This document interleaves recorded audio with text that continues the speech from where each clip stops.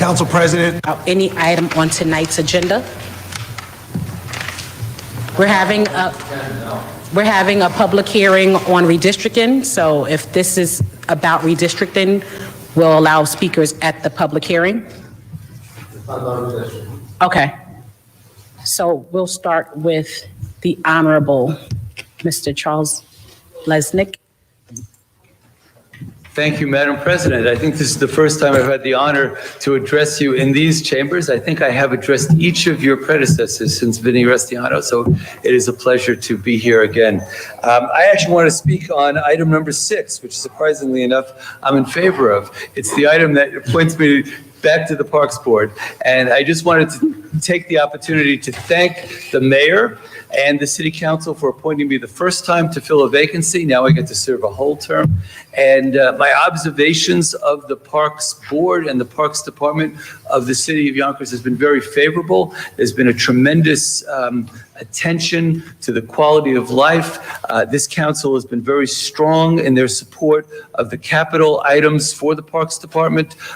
There's been many ribbon cuttings, and we've also had some public-private partnerships from everyone from Styles P to some of the corporations that have come into Yonkers to support the parks, to the enslaved African rain garden. There's been tremendous cooperation between the city and the public sector and the private sector. The Parks Department is well run. Commissioner Steve Sansone and his deputies, and down to the men and women who clean the parks every day and coordinate with DPW and the other city departments. So you get my labor for free. Thank you again for the reappoint, and I'm in favor of your action. Thank you for that. Have the next gentleman come up if you wanted to speak on anything. Next to Mr. Lesnick, you said you wanted to speak. Please state your name and address for the record, please. Philip Armstrong, 50 Landscape Avenue, Yonkers, New York. I want to speak about something in my area. We, the citizens of Southwest Yonkers, on both sides of the SB bid corridor, South Broadway, wish to express our opposition to proposed 16-story complex at 632-636 South Broadway in Yonkers, 10705. It's a complete change to the character of the neighborhood. Mr. Armstrong? Yes. Is that item on the agenda? If so, please reference what number that is. No, that's why I said it wasn't on the agenda. Okay, the committee of the whole is for items on the agenda. Okay. So I should sit down? No. If you please. Thank you. Is there anyone in the gallery who would like to speak about an item that is on tonight's agenda? Redistricting is on the agenda, Madam? Yes, however, we are having a public hearing with regard to redistricting. Okay, thank you. Okay, so we're trying to give the floor to other people that had other items on the agenda. Okay, thank you. Is there anyone else in the gallery that would like to speak about an item on tonight's agenda? Is there anyone in the gallery who would like to speak about an item on tonight's There's agenda? no one there? You forgot something? Okay. Having just looked at the agenda again, I see that number 1 is the local law readopting sections C-1-3, reaffirming the ward boundaries of the city of Yonkers. And We're having I know- a public hearing on redistricting as soon as we close this committee of a whole. Great. So this is not a question about redistricting. This is a Okay. question about the ward boundaries, because I understand that that is part of the local law, and redistricting will be decided. Yes. But that doesn't mean that this council can't go back after redistricting, even in the months to come after that. I have long been an advocate for improving the relationship between the council lines and the ward lines, and my proposal continues to be that each council district should have 2 and only 2 wards within it, and that after the redistricting is settled, that you sometime before next year, when the district leaders run again, that you consider another ward redistricting committee. It may require changes to the charter. Maybe the charter revision committee has to look at it. But again, just to advocate that each council district should be 2 and only 2 wards. Thank you. Is there anyone else in the gallery that wants to speak about an item on tonight's agenda? Is there anyone in the gallery who would like to speak about an item on tonight's agenda? Seeing none, we will hereby, if there are no communications, No, we have no communication. okay, and there are no speakers in the gallery that want to speak about an item on tonight's agenda, we will hereby close this committee of a whole. Good evening, everyone. Today is Tuesday, January 31st, 2023. This is the stated meeting of the Yonkers City Council. Mr. Clerk, please read the roll. Council President Collins Bellamy. Here. Majority Leader Diaz. Present. Majority Whip Rubo. Here. Minority Leader Breen. Present. Councilmember Williams. Here. Councilmember Pineda Isaac. Here. Councilmember Moranti. By the way, sources are telling me that John Rubo was very influential in the way that lines. Thank you. I'd ask that everyone stand as we recite the Pledge of Allegiance. I pledge allegiance to the flag of the United States of America and to the republic for which it stands, one nation, under God, indivisible, with liberty and justice for all. I'd ask that everyone remain standing in a brief moment of silence on behalf of Mr. Tyree Nichols, who lost his life in Memphis, Tennessee. Thank you.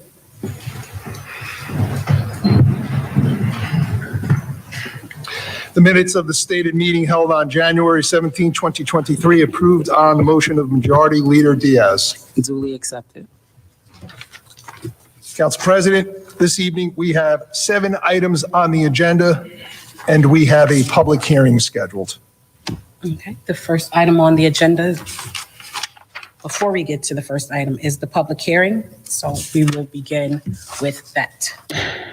I call this public hearing to order.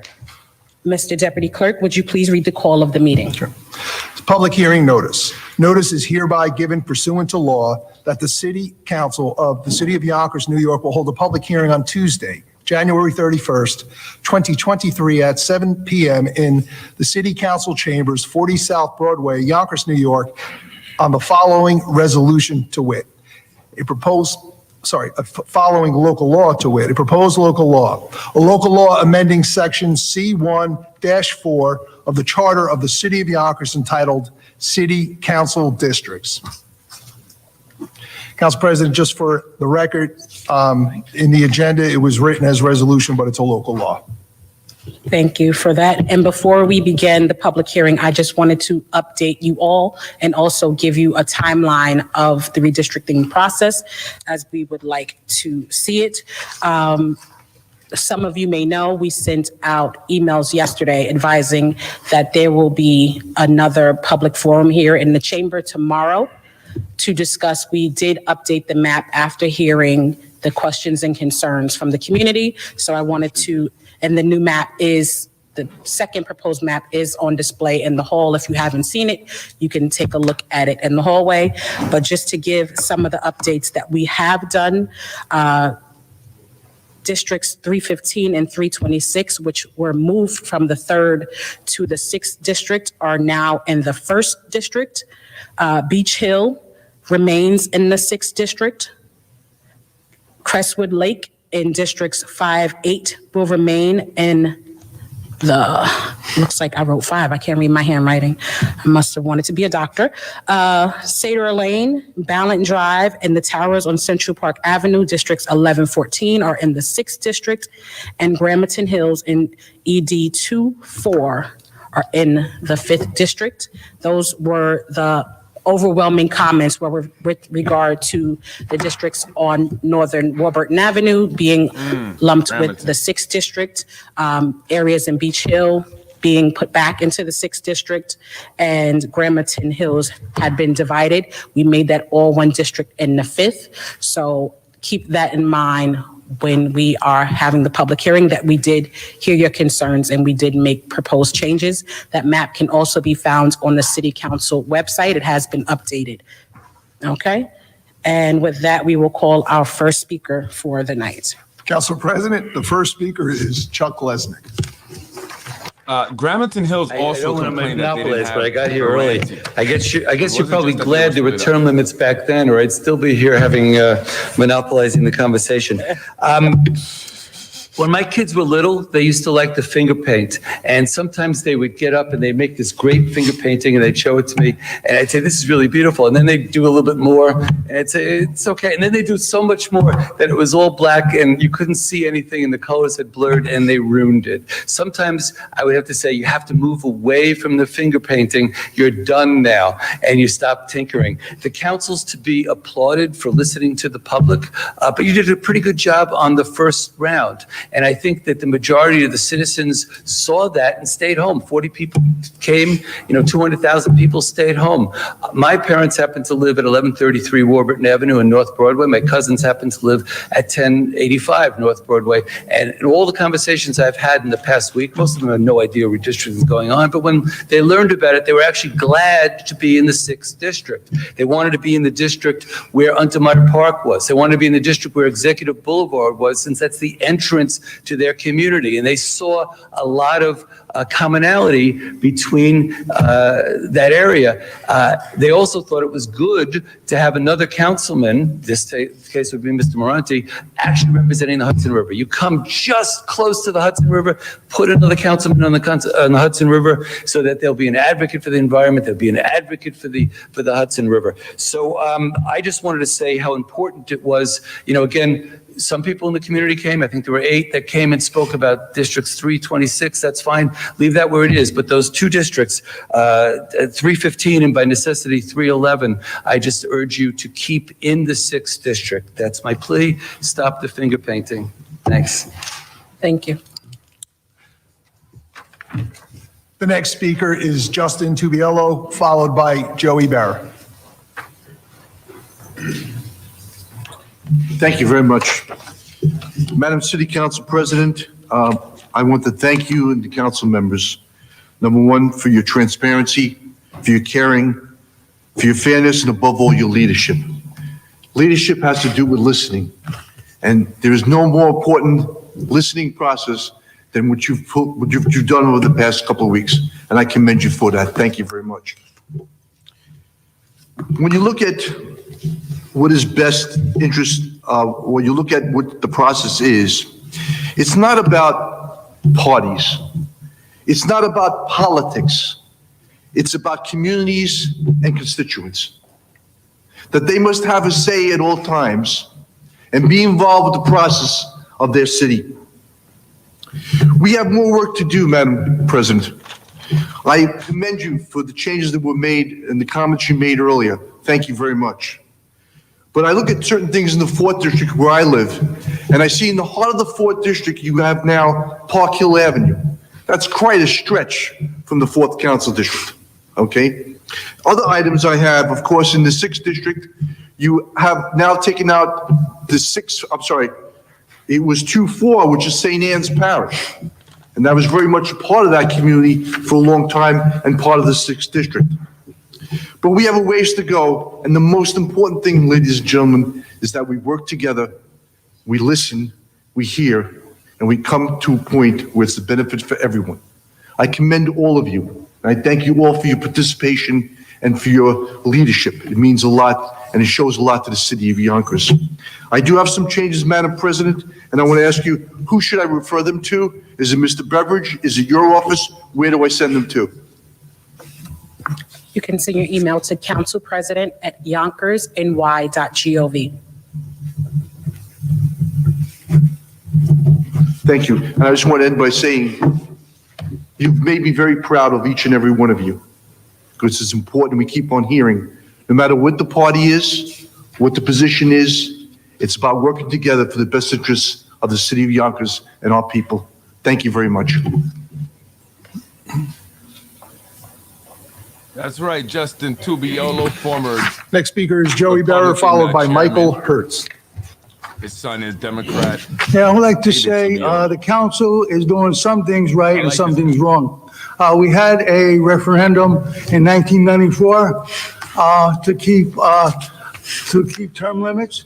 And it's the disgrace that 4 councilmen voted for to stand term limits. This has to stop. We need a new change in the city of Yonkers. Spano has to get out. Spencer had a referendum when he wanted to run. Mr. Barrett, can you please stay on topic with Firmicone had to run, redistricting? and that's a disgrace. We have to applaud Ms. Moranti for voting against the term limits, and we have to applaud Ms. Williams and Ms. Diaz, that this core zone that voted against the term limits. This has to stop. We have to get a new change in the city of Yonkers. We have to put Manti run for mayor, because he's going to be the next mayor in the city of Yonkers. Please stay on topic. Thank you. Michael Hertz, followed by Richard Longtime Harrison. Yonkers resident who speaks his mind, and he's tired of the corruption like many of us are.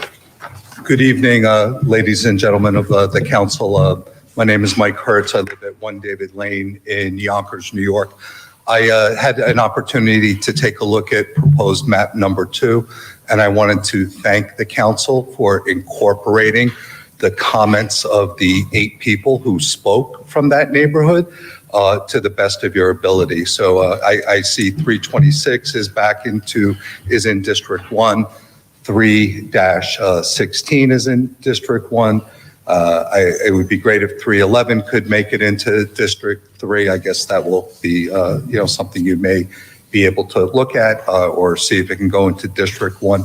I think it's important to listen to the people who make comments about where they live, where they actually live, not where they live and have friends and family across town, but where they actually live and where they get involved, where they step up.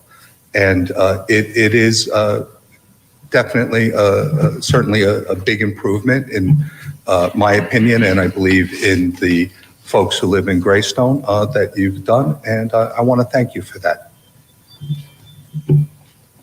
Richard Harrison, followed by Belinda Cruz.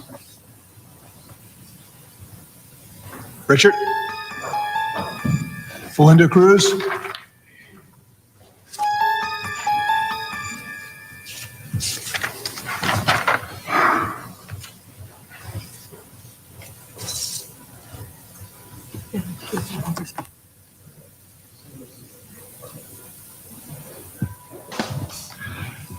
All right, so those 2 speakers are not present. Michelle Diagisanti. I'm sure they revised the districts of the people who were Good making the most evening. noise. Good evening. With all due respect, we, the people of the community, vote politicians into office. All you have to do is move numbers and figures around on paper as in the past. Corporations and businesses do it all the time, as you are well aware. We are not on board with the redistricting. District 6 worked long and hard to do fundraisers for St. Anne's School and Church. Rubo said that he wanted to drown us out. We were boots on the ground. Wow. Excuse me, I'm speaking. There will We be were no- boots on the give me- ground. Ms. Michelle, give me one moment. People from other areas aren't going to concentrate and work through the issues that arise. I am not going to church on the other side of town, nor moving because you want a change for political and racial redistricting. You are not being sensitive to all of our concerns. We, the people, pay taxes here and are on top of crime and everything else in our communities, and you will be creating an explosive divide. Please rethink your poor decisions made for all of your personal gains. Don't include the majority in your mistake by forcing it down our throats. Thank you, respectfully. Please be on notice that any outbursts in the chambers will result to you being asked to leave. Please respect everyone when they are at the podium speaking. Thank you. Council President, we do not have any other speakers signed up. I'll ask the deputy. No. All right, so it appears that that was the final speaker. Okay. Is there anyone else in the chamber that wants to speak about redistricting? I would. Okay. First hand I saw was Coleman. Good evening. My name is Margaret Fountain Coleman. I live off of Yonkers Avenue. I wasn't going to speak, but just by the lack of numbers that are in the chamber tonight, it once again feels like that we're once again not reaching the constituents in the way that we should. I asked last week, I guess it was last week, it feels like a week, that one of the things that needed to happen is that every council person go out into your community and talk to your constituents. I'm still waiting. That's the problem. Tell them. If people, just like what Mike said, knew that things were going to happen in their district, the way that it's going to impact their voting, the people who represent them, I am quite sure that this room would be filled. And that's the part that transparency is really about. When everybody sitting in this room is represented, that's what that's about. Transparency is just not, a few people in a few neighborhoods. It's when everybody with a collective mass knows exactly what is happening in their city. And I'm saddened because this still does not represent transparency. Have a good evening. She's right. I mean, they did not go out into the community and, Thank you, Madam Speaker. make people aware. At the Right? That was one Riverfront of the Library biggest last complaints. week, I spoke about transparency in government. And I want to commend you for taking the time to explain to the audience what exactly redistricting was and what it is supposed to be. And the way I took from that is it's a simple mathematical thing. You need X amount of numbers in each district to balance out everything. But what I could see from the changes made now, it's not a simple redistricting. This is a political decisions here. This is not redistricting, this is gerrymandering. Right. And I think that's, again, a little, when we go back to the transparency, let's do it what needs to be. It's a number game, move the numbers around, but not moving the districts for political gain. Thank you.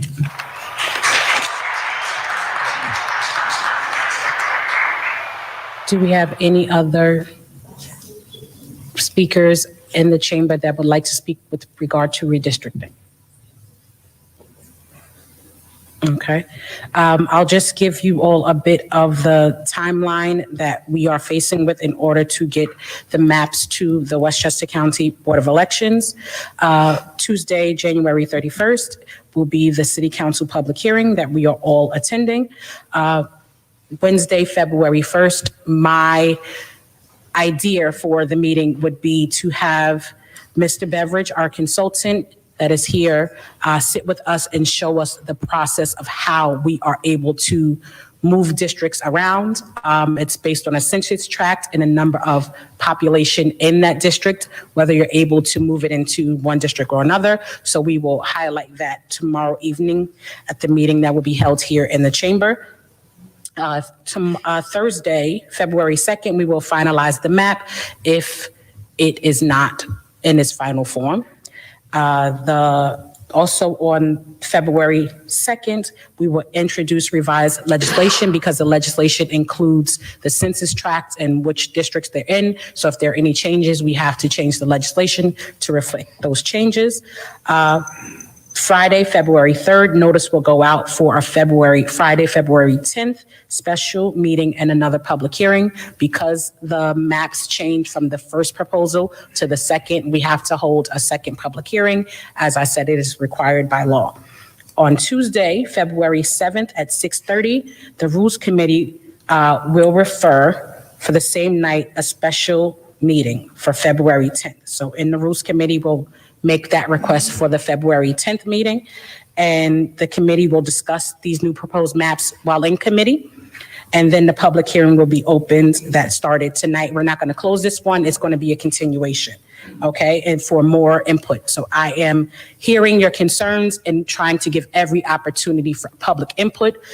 With this new meeting, we sent it to everyone that showed up at Monday and Wednesday's meeting. You should have received that by email. We're trying. So this is most of our first time ever doing redistricting. There may have been 2 council members here when it was done 10 years ago. And so we don't have a blueprint to say this is how we did it last time, we're going to do it again. However, we are creating a standard because I was advised that 10 years ago, there were no hearings. It was just a done deal. So we're creating a precedent that whomever is after us in 10 years will follow. But the public hearing will be opened and continue for further discussion and public input. Friday, February 10th will be a city council special meeting and a vote on the map as well as a public hearing.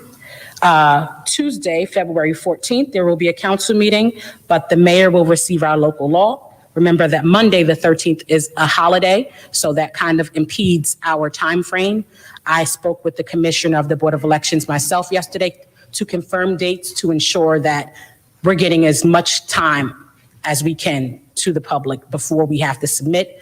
Their hard deadline is the 16th, and they have to have a process in-house where they input the map into their system in order to generate petitions and everything that they'll have to do in their process for the upcoming primary.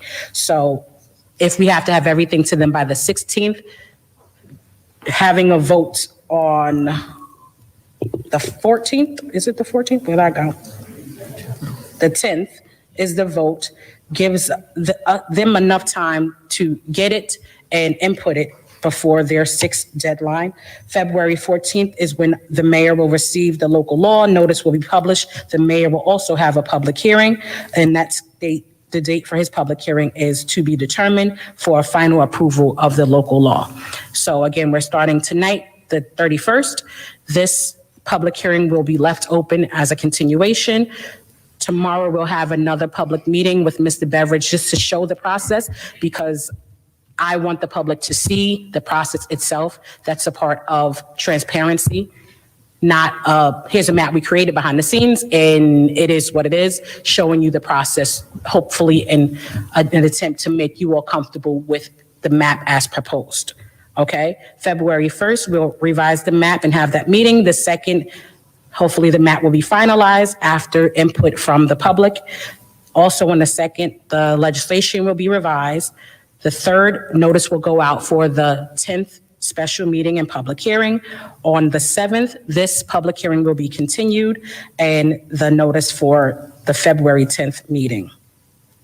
And the committee will discuss, the Rules Committee meeting will discuss the proposed map on February 7th at Rules. The 10th will be the special meeting and a vote, hopefully, and a public hearing as well. The 14th, the mayor will receive the local law and notice will be published for his public hearing. Okay, I thank you all for your time and coming out and having your voices heard. We've received numerous emails, which I will share with the clerk's office, and I hope that we have addressed most of your concerns with regard to redistricting, and the process is still ongoing. So if there's no further comments, we will leave this open, but move on to the next item on the agenda.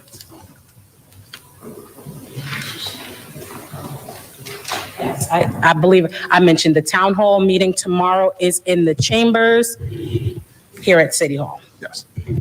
Okay, so we'll move on to item 1 on the agenda. So, Council President, this evening, we have 7 items on the agenda. The first is a local law, readopting section C1-3, reaffirming the ward boundaries of the city of Yonkers. Okay, do we have any questions or comment? We'll start with Minority Leader Breen. Thank you, Madam Council President. I was on that committee along with my esteemed colleague, Corazon Pineda Isaac, and I know Justin Tubiel is in the audience, was on that committee. When it came to finalizing the ward committee, some of the leaders of our various parties came in and asked us to leave the wards the way they were. The votes are redistricting, or bodies of voters aren't reckoned by wards. The wards serve a purpose, so let's say politically, for the two parties. The leaders asked us to leave the wards the way they were. The wards have district leaders, they have a system.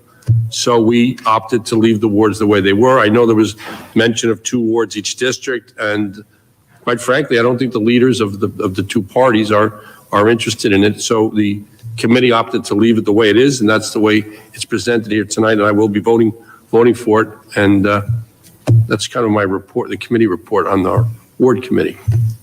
Thank you. Thank you, Minority Leader. Is there any other questions or comments, discussion on this item?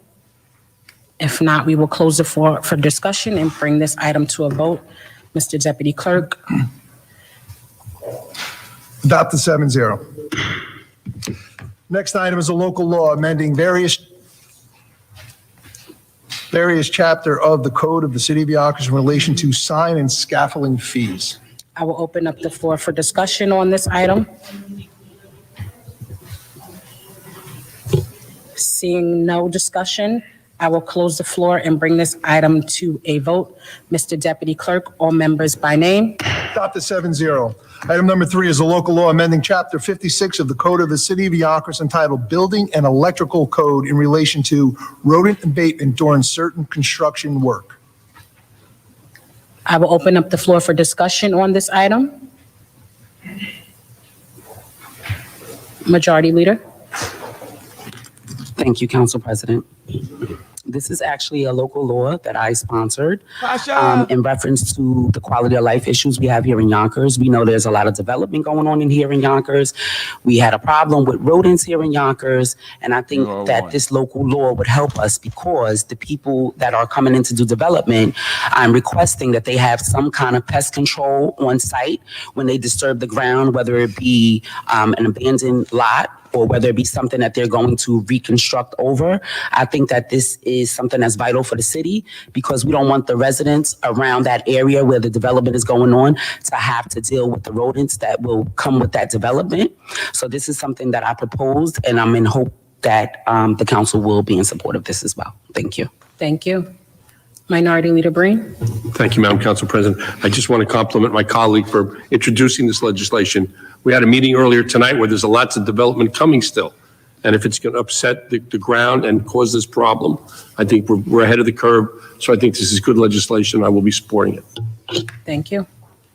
Any other questions, comments, or discussion?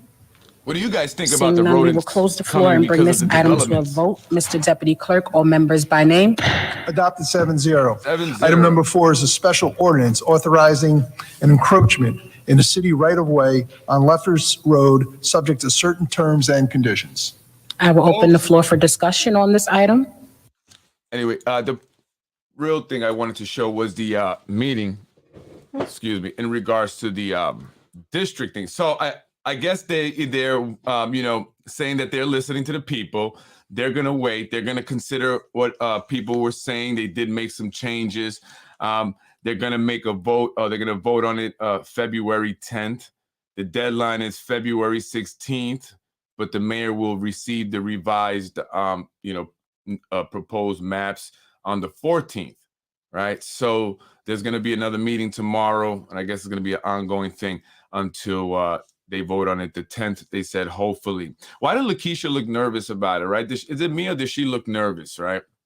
She just kind of looked at, like she was like, I heard you guys, we're going to do this. Like they really, I guess kind of, gave in to the people, it seems like a little bit, right? They did extend it a little bit and they're willing to do more public hearings. Maybe they'll go out into their districts and actually let the people know about it. But, it seems like they're making, more of an effort here when the people complain. Unlike the term limits, right? Why did they do the same for the term limits? A lot of people were upset about the term limit extension. Why didn't they give more time? Why didn't they say, hey, we're going to have a few more public hearings. We're going to, postpone the vote on the term limit.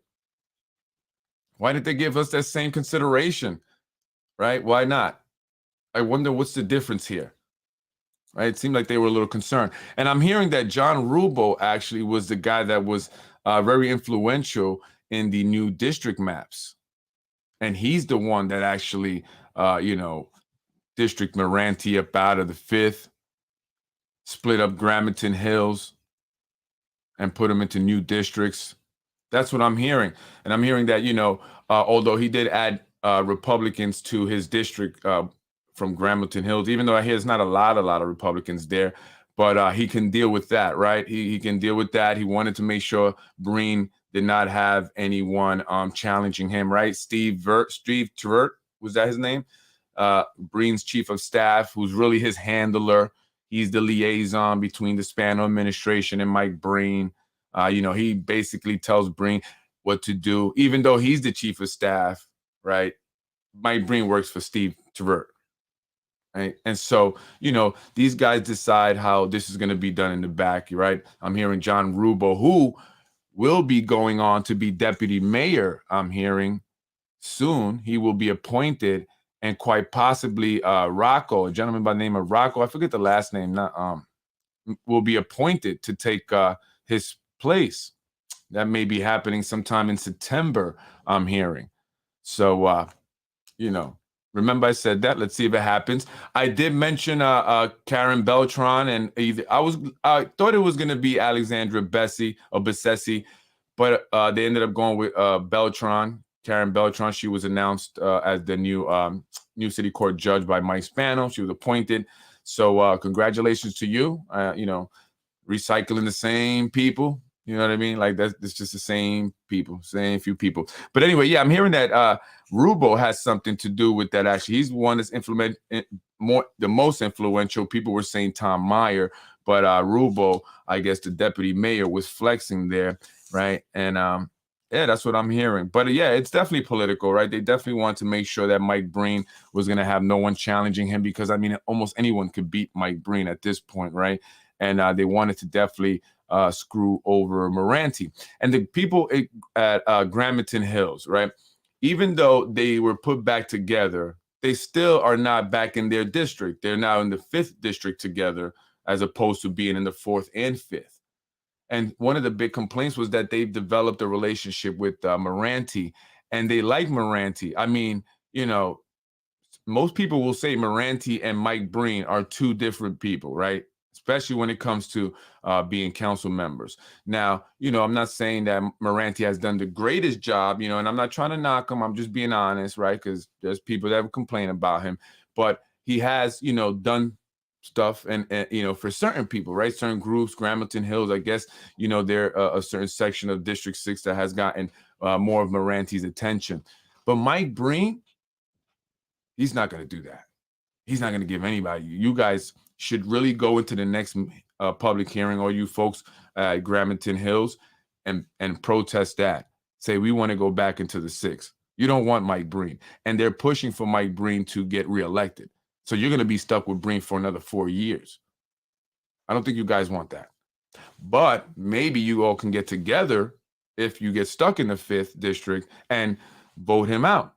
That's another possibility. But I'm just, letting you guys know that. Rocco D. Rose. Yes, is Rocco D. Rose going to be appointed as the next council member for District 4? Rubo was supposed to be the mayor. That didn't work out for Rubo, but he can't be upset. Rubo cannot be upset, all right? Because Rubo has gotten a lot of benefits, right? He got helped out with the brewery. Actually, I'm hearing, and maybe, I don't know, is this true? Does Keith Olson have a piece of the Yonkers Brewing Company, the Yonkers Brewery? Anyone know that? Something I heard was floating in the air. And I hear that John Rubo, bought into it or whatever to help out Olson, but Olson doesn't put his name to it because police officers cannot, have liquor license. They cannot own businesses or bars and have liquor license. Is that true? Anyone hear about that? Just something I'm hearing. Anyway, the Yonkers Brewing Company is, again, as I mentioned many times, in the Trolley Barn, that building, which is owned by AMS. And earlier today at the real estate committee meeting, which is chaired by John Rubo, they were discussing the Getty Square master plan. Guys, watch that meeting. And we'll pick up, with the redistricting meeting. I guess they're going to have more meetings on that. Thing about it that process from the staff, from other involved and interested on a day-by-day basis in order to effectuate the project that they will be discussing in just a moment. Essentially, we are talking about a mixed-use project with approximately 3,500 apartment units, approximately 70,000 square feet of retail and office. Truly a mixed-use, transit-oriented development. That proposal was offered to the City Council the city council made a determination that the planning board would be the most appropriate agency in the city to deal with seeker as lead agency. 3,500 units. He left out the word luxury, all right? Those are luxury apartments that AMS Acquisitions is going to be building in that area. And that's why, what's his name? Nader Sage is hoping he can get $6 million for his building, right? He's got it on the market, or maybe it's a pocket listing, I don't know. But he wants $6 million, I hear, for it. That's the reason why they moved the fire station, right? AMS is going to be doing a lot of development in the Getty Square area, Chicken Island, up Locust Hill, a big development that's going to be in between Locust Hill and North Broadway. Huge developments, luxury stuff. They're pushing everybody out. That's why they don't care to clean up the place right now. They don't let the homeless people hang out there, right? AMS is not there yet. But once they get there, right, and they build up everything, then they're going to go in and start just cleaning everybody out. That's what they're waiting for. They don't care about the small business owners there who are there, paying their rent, trying to do business, not realizing that soon you guys are going to have to go. You're going to have to all go. They're going to get you guys up out of there. And I don't know if that had anything to do with the explosion at 23 Palisade that happened on Saturday, or actually it might have been Sunday morning, early morning. You guys hear about that? There was a huge fire on 23 Palisade. It's right across the street from Chicken Island there. And so it was a big explosion. Some people say that it could have been something with Con Edison. They were doing work there, but who knows? A lot of those properties need a lot of work. A lot of these landlords are looking to get up out of there, so who knows what's going on, right? And I said this, there's going to be a lot more fires in Yonkers. Remember, I said that. You're going to see an uptick in fires, right? So they're going to be doing a lot of development there in the city of in Chicken Island, I should say, and they're pushing everybody out. And so John Rubo, who is a tenant of this development company, AMS, he's there sitting as the chair, right? What do you think he's going to say? Right? He's never going to, disagree or not approve or, not go with whatever they want to do. He helped them and facilitated the Chicken Island deal to begin with. And that was his reward, right? I hear that they, bought the Trolley Barn building, and then they revised his lease. They gave him a better deal on the rent, right? And you hook us up in the council. That's quid pro quo. At the very least, it's unethical, yet the Yonkers Board of Ethics that no longer exists for the most part, right? We don't think it exists anymore, said it was okay for him to do so. No, they didn't see anything wrong with that. Many people will not be able to follow the maps for this process. They have enough time on their hands and are staffing to have provided something, whereas residents could have seen actual streets, communities identified. They have to have this information, since it will be needed for eventual Board of Elections identification for those finding their polling location, ward, ED, council district. Sure. I believe that Lakeisha Collins Bellamy was nervous. She was a little nervous. She didn't seem her, kind of her tough self, like, hey, you better not say nothing, right? She I heard you, and we're going to make this. And I think as an attorney, she knows that they're doing something wrong here. Something is going on here that may be illegal. And they know it. And I think that's why they're, kind of being more accommodating with this, as opposed to the term limit extension, where they just kind of ran that right through us, right? They just shoved that down our throats. They didn't care, right? But here they're being more accommodating. They're taking more time. They're saying they're listening to people. Right. And I think that there's something going on here. Right. And it's just, I think it may be illegal. They're not taking the time, like you said, to be more specific on these maps, right? Identify the streets, explain this more thoroughly to people. Give us your reasoning for actually, drawing the lines the way you did, other than just saying the same generic, well, the federal government required that we do a 5% interval, even though we're having now 15, so we have to shuffle it around, but it's not on parties. Oh, it has nothing to do with parties. That would be illegal, right? That's what John Rubo said. That would be illegal, because we don't do nothing illegal here in the city of Yonkers. No, not at all. Right? No, not at all. Right. But so, yeah, they're definitely doing something illegal here. They're definitely redistricting based on political reasons. That's a fact. And they made it so obvious. And that's probably why Lakeisha Collins Bellamy is scared. So when is the FBI going to come in now? Huh? What's up with you guys up there in Rye? How hard you working? Why don't you hire me? Right? Can I be like an adjunct agent? Huh? I'm just saying. All right, what are you guys doing? There's so much there for you guys to dig through and sit and find something. I'm sure it doesn't matter if Breen runs and loses. There will still be a job for him.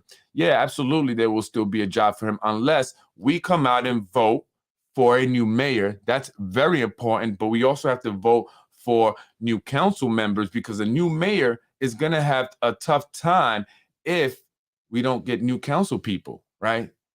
They're going to give that person a tough time. They're not going to, vote 7-0 like they do now for Mike Spano. So we have to make sure all you in the different districts to vote out the individuals who are up for election this year, re-election. Okay. But the mayor seat is definitely very important. And for all you folks who are pissed off about this redistricting thing, you got to come out and vote for a new mayor because I can guarantee you that the Spano administration, the Yonkers Democratic Party, had a lot to do with why the lines are being drawn the way they're being drawn, right? They want to remain in power and they need their puppets to stay in their positions, puppets like Mike Breen. He has to remain in power or he has to remain in the council seat, right? So he can keep doing whatever it is that we want. Plus we owe him. Got to help him out. We got to save him. So, I mean, that's what it's really all about. Moranti works and delivers for his district. Breen does jack shit. Yeah, I mean, look, I don't dislike Moranti. I really don't. I don't have any, but I mean, I think they can do more. I think they all can do more. That's my belief. I think that they do some things. They don't do a lot of things. I think they help some people out. They don't help most people out, and maybe Breen just doesn't help anybody out but himself. But they can do a lot more. They can all do a lot more, right? And I think anyone that wants to be mayor out of this, council, I don't know. I mean, you have to explain to us why you didn't do more. What was going on, right? Why was everything 7-0, 7-0 for the most part, right? Moranti voted with the administration for the most part, right? He did. Right. And sometimes, like I said, sometimes they'll go against the grain because it's not going to matter anyway. So it's like a free throw. You get a free point with your constituents, the people that voted for you say, oh, look, he's a rebel. He's going to fight for us. Right. But it's not going to do much. It's not going to do anything. 3,500 apartments, way too many. That's right. Way too many luxury apartments when we need affordable housing. Right. And again, affordable housing is not low income housing. It's not free housing. It's for people who make money but don't have all these other investments and businesses on the side, and can't afford multiple properties, not like, it's for those individuals who work very hard, make 80,000, 90,000, but as the cost of living continues to skyrocket, it's becoming harder and harder to find a place they can actually afford without it being infested with the rodents that Tasha Diaz speaks about. Tasha, your district has been infested with rodents forever. But now you care about it. She cares about it because of the developments. They're bringing the rodents, she said. But when the rodents were on Stanley, you didn't care, right? When the rodents were in the Dunkin' Donuts over there on Tuckahoe, I posted the video. Someone sent it to me. Bunch of rats. Ruros went a couple of weeks later and showed it also. And you guys did nothing about that. There's rodents everywhere. But now because of developments, we don't want the rodents, So please, there's way too many apartments. Right. We need to get more affordable housing here. But essentially what I told you guys, what they're doing is they're pushing people out. They're pushing people out. Right. They're giving these little things. You think that those people that they did the grand opening ceremonies with, no disrespect, but do you think they care if they last? They're going to do whatever. Now they want to get this 4th term. They want to change everything up. Eventually those things, they're not going to need them. We don't need that. We don't need that program here no more. We got a whole new demographic now. Whole new demographic over here. We're going to have less shootings. We're going to have less violence, less crime. We're going to get all the homeless people out. We're going to push them maybe to the east side somewhere, south. We don't care. Just get away from here. Right. And all you guys that we helped out and stuff and funded and really did up, boom, we don't care if you go down a year from now, 2 years from now. Right. Watch. All that was just BS. It's all fake love, fake love, as we say in the hood. It's fake love. So much corruption going on. How much did AMS donate to Rubo? They donated, well, at least $4,000, probably more. And we don't know how much money they funneled through his company, A Perfect Solution, John Rubo Inc., which I hear has a tax lien, owes taxes, right? I hear a lot of actually the elected officials owe taxes, haven't been paying the taxes for 5 years. Some of them on their personal income tax, not just their businesses. Yet they want to criticize other individuals or try to accuse other individuals of these things. Oh yeah, I got all the documents, right? I get paperwork. That's what I do. I get the paperwork, right? It's all there. I don't know. That's where Liam failed, right? Liam failed to investigate John Rubo and a quid quo pro with AMS. They went after Mike Cater. They're still going after Mike Cater. All the judges are recusing themselves in that case as well. They're now going outside of the initial investigation, whatever they're investigating him for initially about the quid quo pro with the landlord or whatever and the rent. Well, now they're going outside of that, looking for other things. They're requesting things that are outside of that. But John Rubo sits here all nice and pretty, playing with AMS. No quid quo pro investigation there. None whatsoever. Interesting.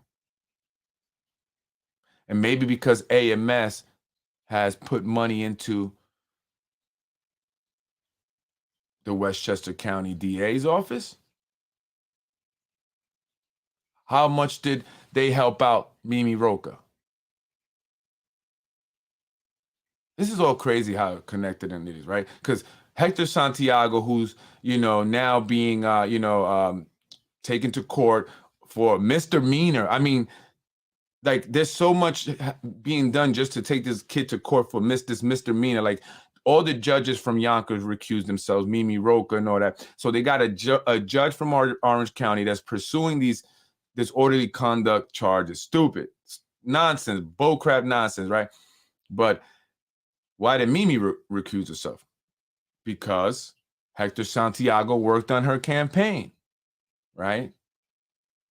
He was in the office that she had at the headquarters, the campaign headquarters in Yonkers, which was in an AMS building, 86 Main Street. Did she pay for that or did she get that for free? Was that her 3D printer or did AMS give it to her? I mean, her office was the only really office that was actually being occupied, and that whole floor was just empty offices. But Mimi Roca had her headquarters there, little 3D printers and signs and all that good stuff. So she's tied to AMS. 1000%. She's tied to the Spano administration. Why else is she, playing with them, playing ball with them on that Mike Cater investigation? Investigate Mike Cater for a $70,000 quid quo pro allegation, but don't do nothing to Rubo for millions and millions of dollars in quid quo pro. Just don't make sense, right? Just doesn't make sense. Doesn't make sense. And so the reason why I brought up Hector is because, he was working for Mimi Roca's campaign. That's how I saw her headquarters thing. He took me there. You're like, yes, Mimi Roca is where, I work on her stuff. Me and Mimi Roca is cool and stuff like that. Yeah, we had to connect. And by the way, Hector, I got some info for you. I could probably help your case, but you got to help me. You got to help me. So you want to hit me on the, hit me on, what's that? I forgot how the song goes. You could hit me on the cell phone. Yeah, give me a call. It's not just the money, it's the influence. Yeah, absolutely. John and Liam are in bed together. Really? I didn't want to know that. I'm just kidding. Yeah, no, definitely. John and Liam are very, very good friends. I mean, John they're part of this little, good old boys club. Liam, Vinny Spano, John Rubo. You know what I'm saying? You got Henry, Dijon Balaji, whatever his name is, and who's also, I believe on the IDA. He's on the board of the IDA. He's involved with all the real estate. He's a real estate agent. Not that I dislike the guy. I'm just saying, Give you the facts. You know, there's a lot of listings that nobody knows about, these tax liens, the properties when these people die and they don't have next of kins and nobody knows. And then they go secretly into this, you know, these estates, and then they get sold to their friends for very cheap, right? Very cheap. And then they make millions of dollars eventually down the line, right? So yeah, they're all in bed together. That's why John is never going to be investigated by Liam. Vinny's not going to let that happen. Vinny said, that Liam is his boy. He's got his back 1000%. That's his boy. I mean, he said it with a passion, right? I believed it. And that's their little crew right over there, their parents go way back, they all go way back, the old Republican racists, you know what I'm saying? They go way back. Liam McLaughlin, the Inspector General here in Yonkers, his mother led a group of individuals to keep things segregated. They didn't want blacks and Hispanics, right, on the east side. They didn't want them bringing the crack to the east side, you know what I'm saying? Because they were just a bunch of lazy bums, who just want to smoke crack all day, you know what I'm saying? Thank God I wasn't like that, I wouldn't be here today. But that's what they believe. And you can see her. She's all over YouTube. If you, research and stuff, you'll see the videos of Liam McLaughlin's mom and the group that really fought. I mean, they caused the city of Yonkers to be fined millions of dollars because of them, right?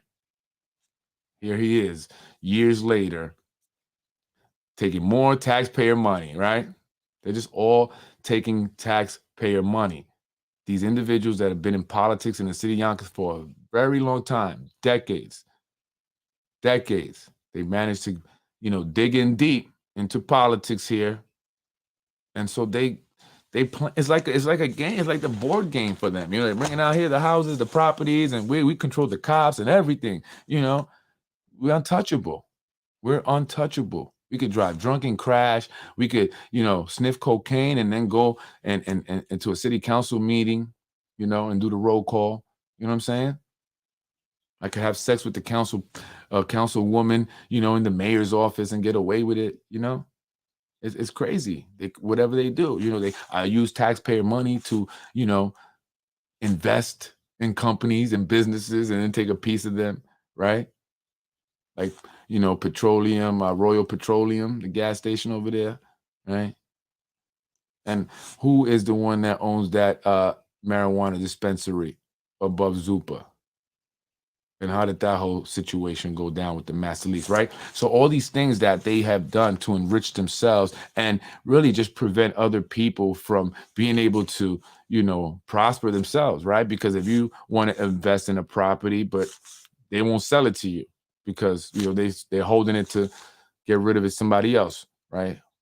When you, all the properties here in Yonkers and everything are registered with the city clerk's office. So they know. Or the properties, people die, that go into, estates, I forgot, probate. They go into probate, right?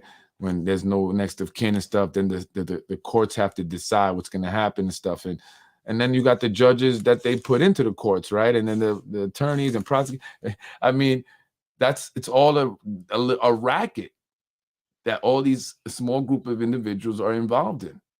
And they spun this web and it's all connected. And so everybody else on the outside of that is not going to do as well, at least not trying to do something here in Yonkers, it's just what it is, man. And that's just the truth about it.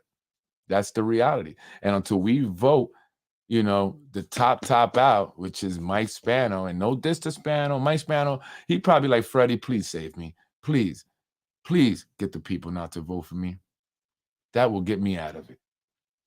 That will get Mike Spano out of it because he's done. He's tired, but he has a family, right? They say, Mike, we need you to stay in there. We want to keep these jobs. We, want to keep our clients happy. And I mean, Nick has to keep his, developer clients happy, like AMS.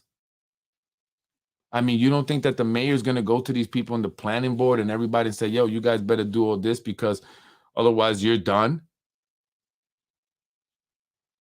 And so Nick is going to go tell Mike to do that. And that's what they do. I mean, Eleanor Spano was banned from the building department.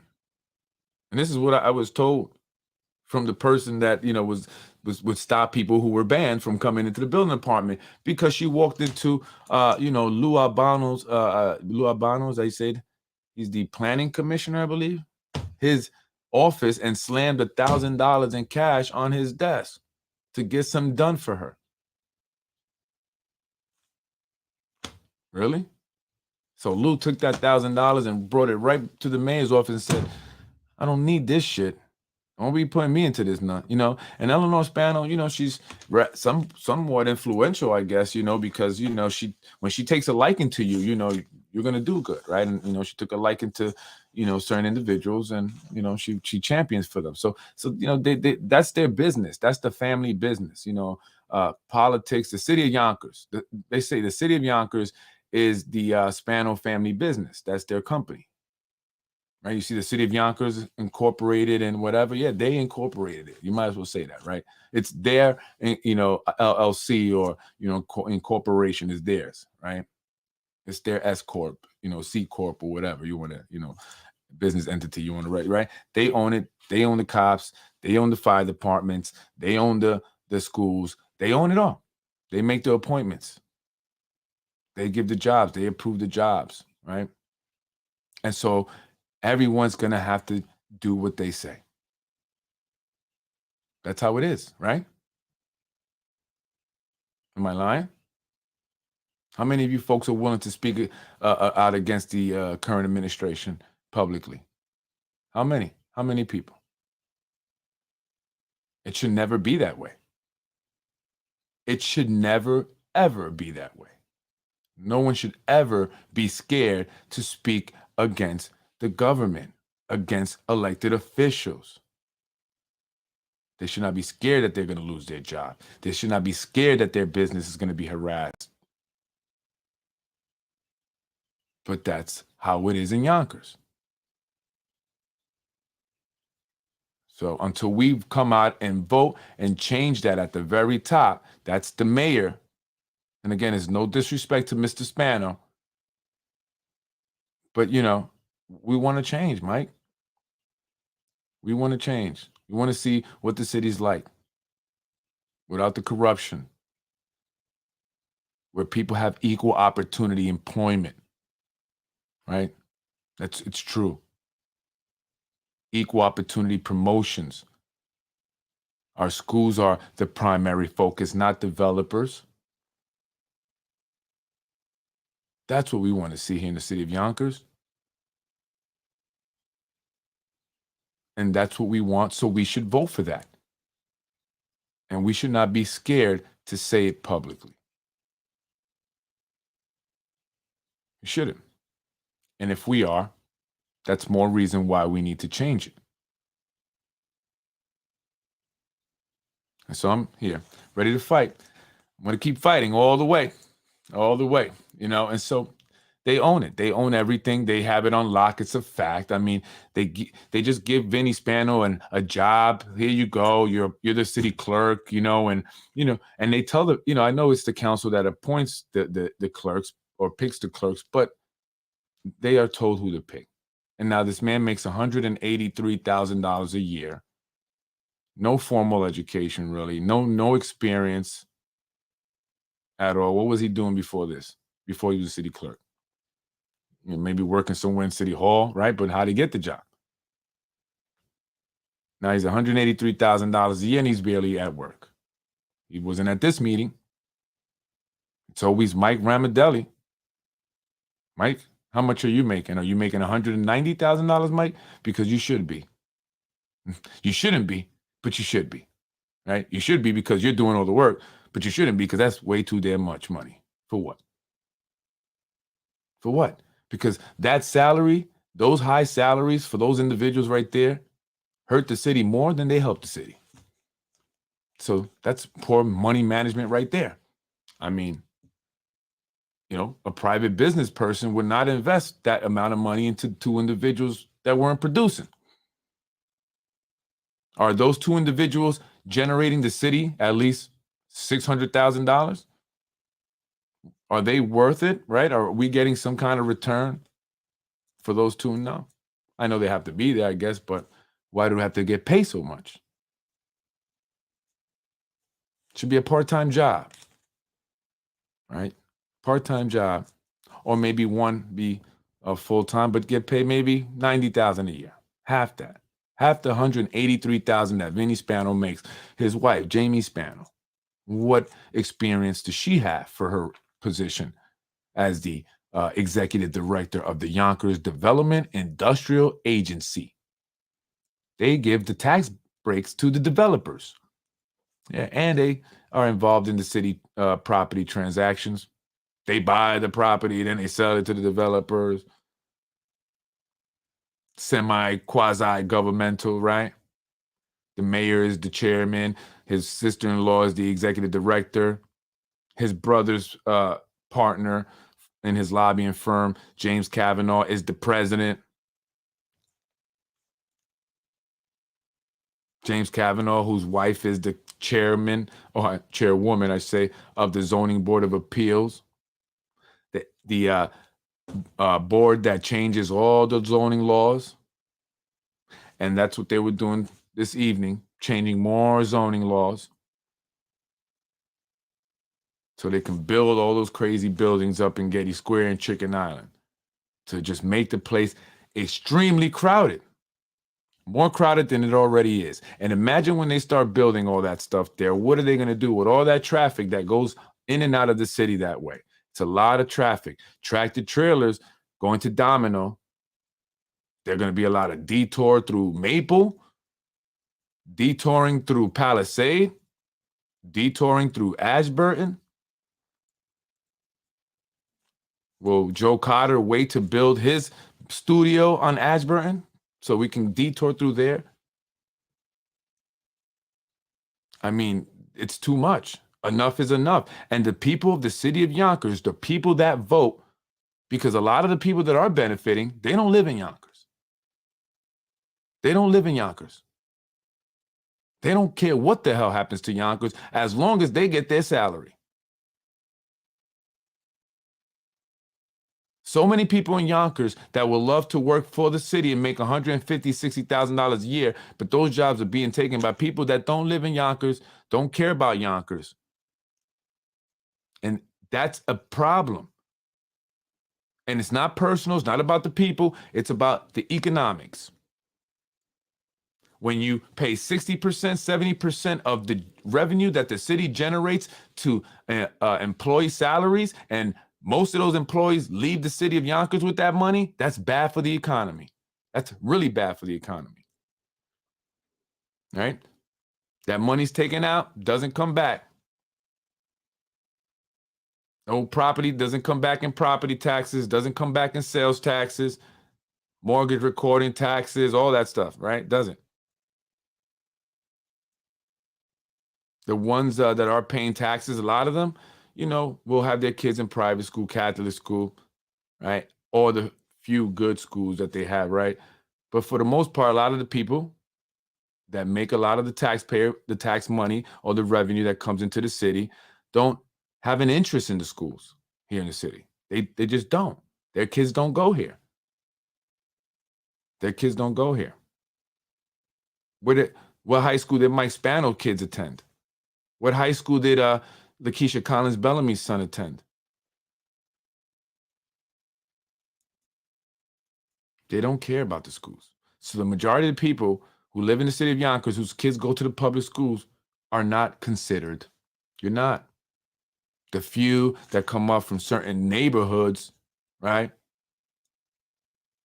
They'll consider them because, you know, they know what the hell they're talking about. They pay attention. And they come out to vote. So if you're someone that doesn't vote, but you're complaining about your child's school, you must come out to vote. You are now obligated to, because you have done complaining and you haven't voted. We all have complained, right? And many of us have not voted. The average person in the city of Yonkers makes $35,000 a year.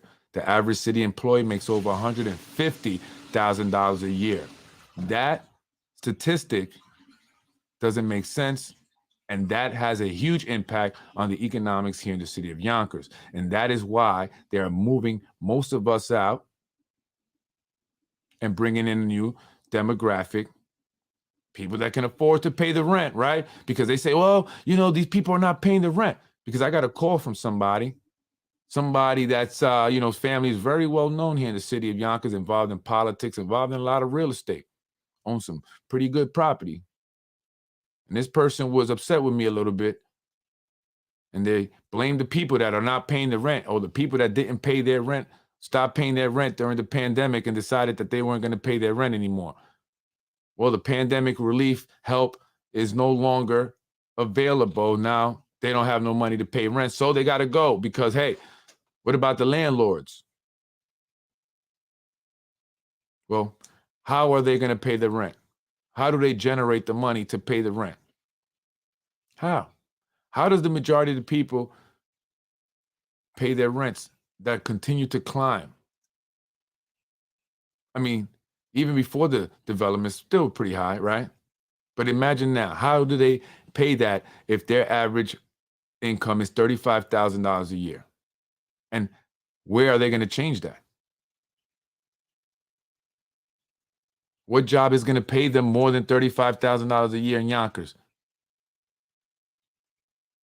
Besides a city job, right? So, I mean, there you go. So if you're limiting who gets the city jobs, you're limiting the economic progress of a lot of people. And the majority of those people have been Hispanic and blacks. And then they look down on us and say, well, you're lazy. You don't want to do nothing. Go get a job. Where? I've applied many times with the city. They don't hire me. The construction jobs are coming from Connecticut, the contractors. I'm not in the movie union, so Lionsgate's not going to hire me. And then they want me to get vaccinated and also have 3 years of experience. So what am I going to do? I don't have money to start a business. And if I did, I don't know what business I would start. It's very difficult to start a business in the city of Yonkers. So unless you have $250,000, $500,000, maybe that's not a good idea. So what the hell do you do if you are the average resident of the city of Yonkers? See, these are things that they didn't consider. They don't care. You don't know how to manipulate and cheat the system? You don't know how to be corrupt and take taxpayer money to enrich yourself? Well, screw you. You don't come to my campaigns and donate, and we don't give you a job at DPW? Screw you. You got a 95 on the exam, on the police exam? Did well on the physical, ex-military, lieutenant or sergeant? Screw you, because my nephew here, who needs a job, took the test. He got an 89. He's going to get the job.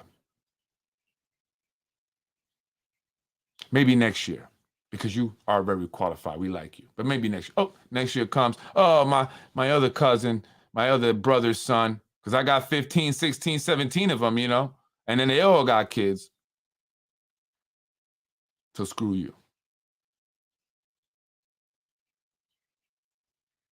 They raped and pillaged the Republican Party, and now they're raping and pillaging the Democratic Party. Screw you.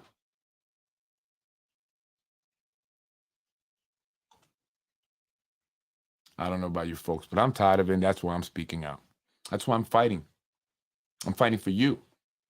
The ones that can't speak out publicly, and I get it. You don't want to take that risk. So make sure that you come out to vote, because if you truly want to support me, make sure you come out to vote. If you truly want change, make sure you come out to vote, and you tell people we must come out to vote. Enough is enough.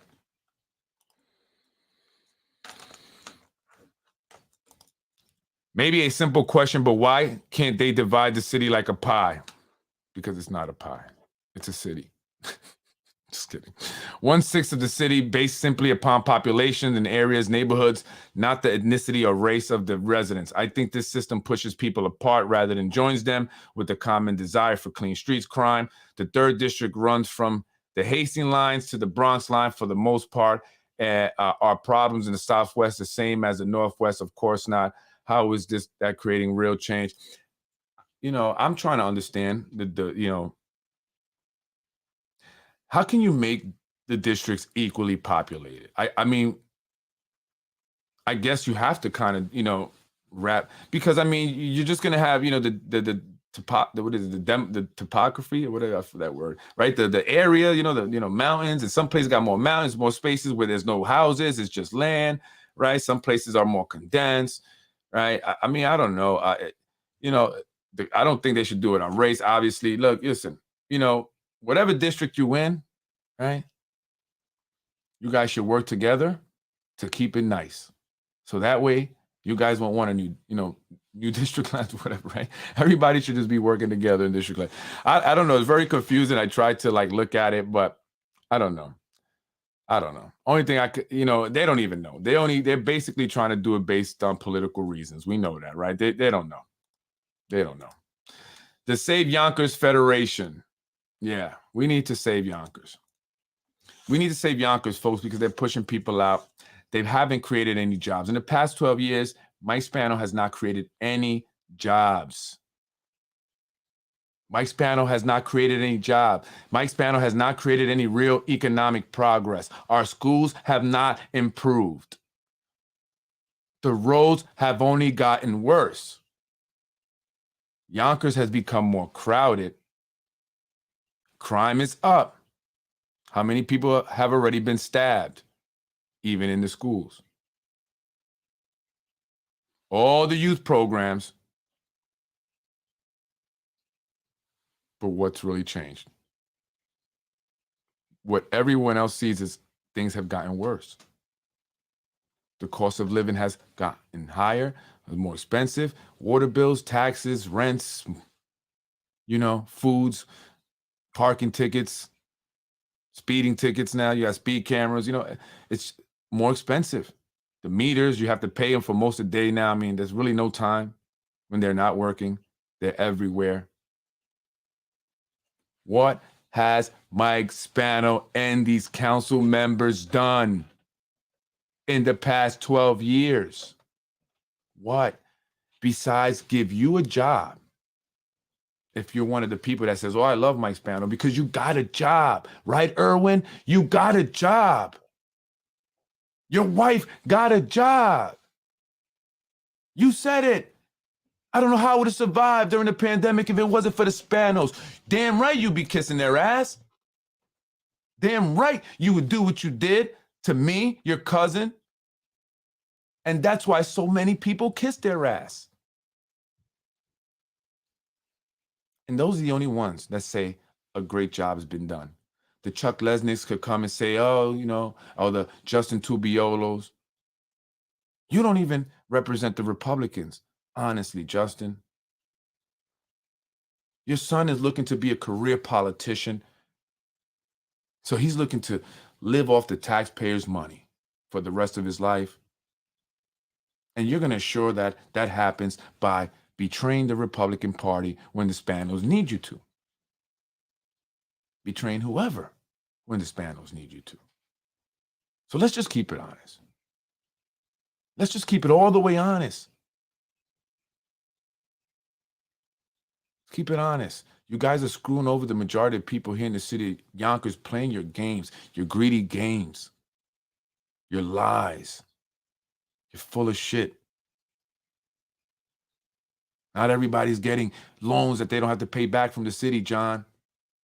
Not every business has a mayor willing to invest $1 million of taxpayer money to save. But of course he wants equity.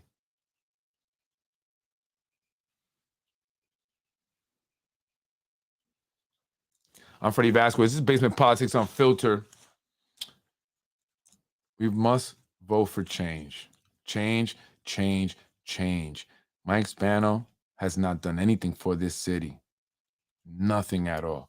These development plans are not even his. Give Phil Amacone the credit. Right? He's a real engineer. He had a real education. He had a real job before politics, and politics was in his thing. That's why he said, I'm not going to go up against the Spanos and try to fight for this third term, because they wanted him out.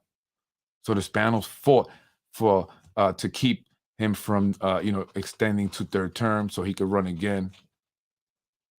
Right? But then when it was their turn, they were all for extending term limits. But Phil said, I have a real life outside of politics. This is not my career. This is public service, not a career. But I guess when you don't know anything else, you can't make it in the private sector, you go on welfare.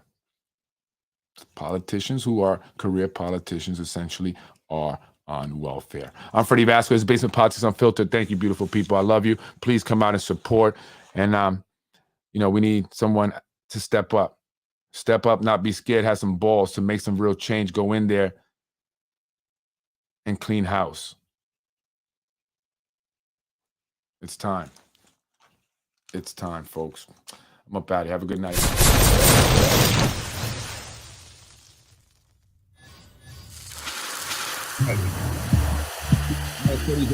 This is Basement Politics Unfiltered, where truth lives. Folks, please do not pay attention to what is being said on other platforms. I know that they are still mentioning my name. But you have to understand, when I am speaking out against the corruption, they will do anything to tarnish my reputation and who I am. But I have established myself very well. And so people reach out to me and say, hey, look what this guy is saying about you. I'm not going to mention the name. I'm not going to go there. I'm going to try to go high. I'm going to try to be better than that. But I hope by now most of you know who I am and what I've done and what I'm doing and what I'm going to do.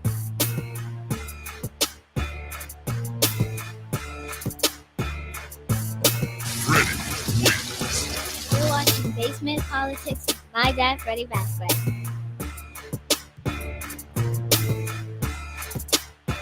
You're watching Basement Politics with my dad, Freddie Vasquez.